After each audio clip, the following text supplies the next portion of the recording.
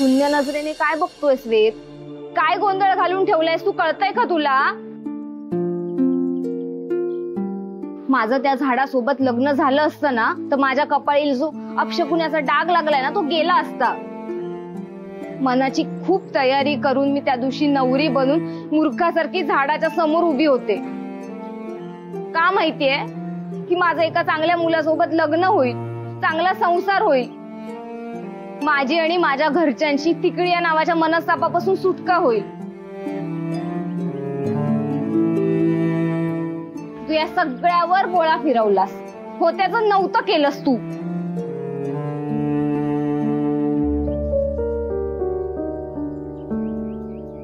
नली ऐक ना, तुला असं का वाटतं की जगात फक्त अंधश्रद्धाळू लोक आहेत? या जगात फक्त वाईट माणसं आहेत? तसं नाहीये. या जगात चांगली माणसंही आहेत. अँड आय एम शुअर की तुला नक्की असा कोणीतरी मिळेल की ज्याला तू आवडशील, ज्याचा तिकडी किंवा या अंधश्रद्धांवर विश्वास नसेल, जो सहज तुझ्याशी लग्न करेल.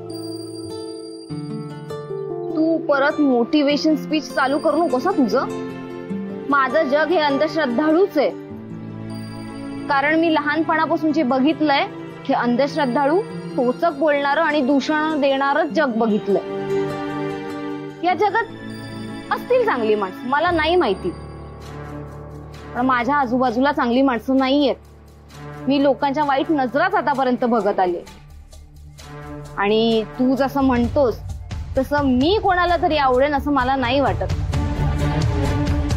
आणि काय तू म्हणालस ते सो कॉल्ड चांगलं, मी नाही बघितलं असा कोणी माणूस ज्याला मी आवडते. मला नाही वाटत जगात एवढी चांगली माणसं असतील. तू आहेस का रे जगातला सो कॉल्ड चांगला माणूस, जो एका तिकडीशी, एका अपशकुनी मुलीसोबत लग्न करेल?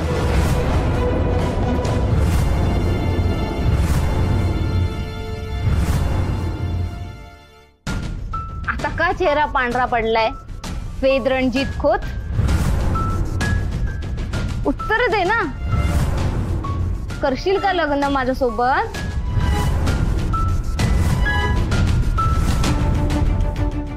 हे मस्त आहे, गप्प राहायचं हो ना. उत्तर नसलेली प्रश्नपत्रिका सोडवायचा अट्टहासच कशाला? नुसती बडबड कामाची नसते वेद. प्रॅक्टिकल गोष्टींची जोड असावी लागते. एखादी गोष्ट करण्याआधी विचार करावा. तू मनात आलं आणि केलंस, आणि आता विचार करतोयस. माझ्या आयुष्यात ढवळाढवळ करणारा, निर्णय घेणारा तू कोण आहेस रे? आणि ठीक आहे, ओके, घेतलास तू निर्णय, तर घेतलेल्या निर्णयाचे जे परिणाम होतील त्याची जबाबदारी नको घ्यायला?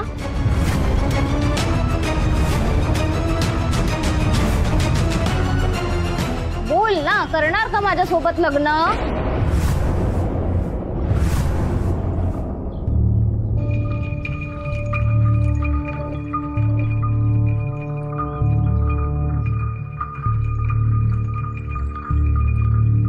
नली, मी लग्नाला तयार आहे.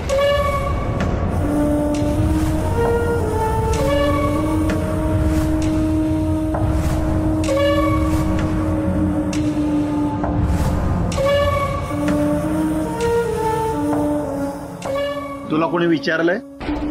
मी ऐकलं तुमचं बोलणं म्हणून. एक मिनिट. दोन माणसं बोलत असताना तिसऱ्या माणसाने मध्ये बोलू नये. It's bad manners. हे माहिती नाहीये तुला? मला खरंच मला खरंच बोलायचं नव्हतं तुमच्यामध्ये, पण मला नाही राहावलं म्हणून मी बोललो. चुकलं माझं. ऑफकोर्स चुकलं. Sorry. Say sorry to her. Sorry. थांब.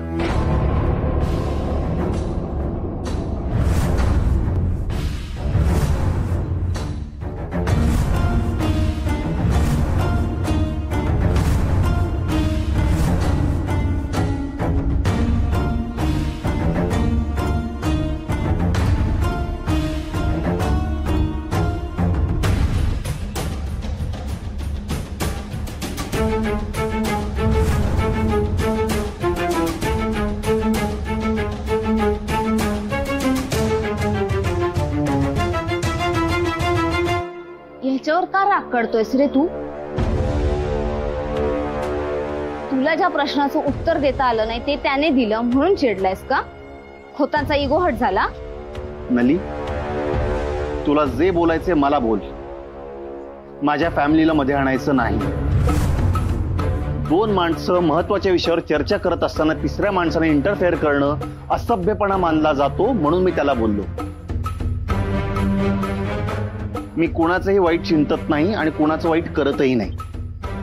तुझं आयुष्य तुझं, तुला ज्याच्याशी लग्न करायचंय त्याच्याशी कर. मला काहीही फरक पडत नाही.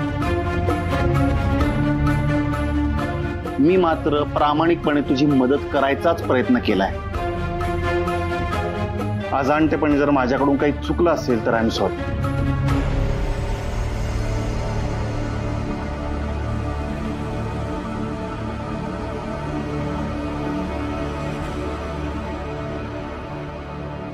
हाय, मी संकेत. हा सॉरी, किती बिल झालंय तुझं सांग, मी पे करते लगेच. नाही, मी ते लग्नाबद्दल बोलत होतो. एक मिनिट हा.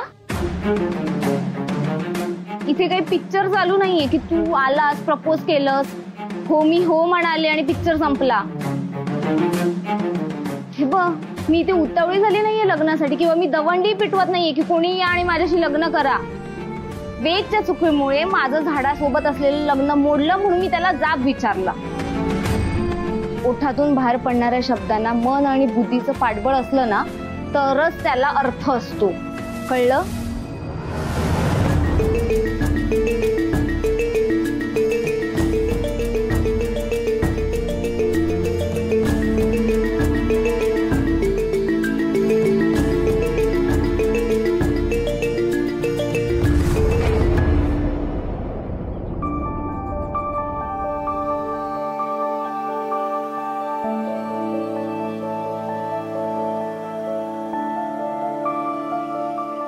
सर, हे घ्या, आपल्या गोदावरी फूड्सचं कोकम सरबत आहे.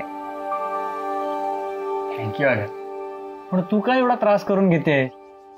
त्यात काय झालं सर, तुम्ही इतकी सगळी धावपळ करत असता, मी इतकं तर करूच शकते ना. ती तर करावी लागणारच आहे.